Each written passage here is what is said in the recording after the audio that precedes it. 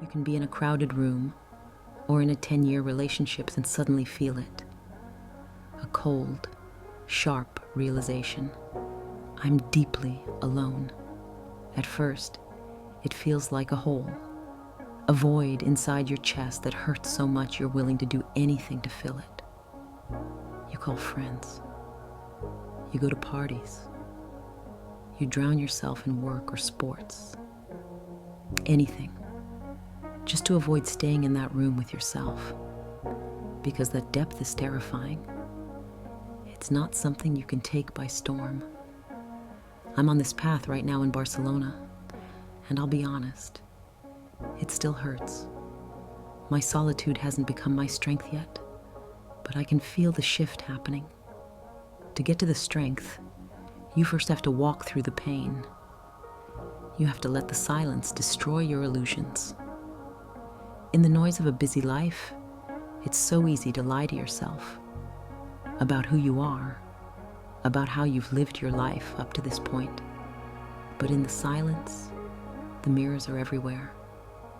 You see the truth about your past, your choices, and the person you've become. It's painful to watch your illusions crumble, to realize that many things you thought were love or success were just ways to stay busy, ways to avoid the void. But this is the only way to grow. Solitude demands your full attention. It's a zone of growth that stops your frantic running and forces you to look down into the depth. I'm learning to stop running. I'm learning to sit in this empty apartment and listen to the internal noise until it settles. They say solitude becomes strength when you finally feel at home with yourself. I'm not there yet. But for the first time, I'm not looking for a way to plug the hole. I'm staying in the silence because I want to know who I am when the illusions are gone. And I realize one more thing. Until I learn to exist in this solitude, until I find strength in it, I will never be able to build a healthy relationship with another person. Because unless you've touched your own depth, unless you've lived through your own separateness, it's impossible to respect it in someone else. When you learn to love your own solitude, you start to see it as a necessity, not just for yourself, but for your partner too. You learn to give them space.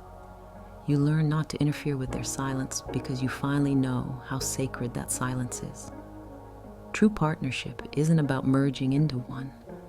It's about two separate people, two solitudes that protect and respect each other. I want to finally come home to myself so that one day I can truly be home for someone else without taking away their freedom to be alone.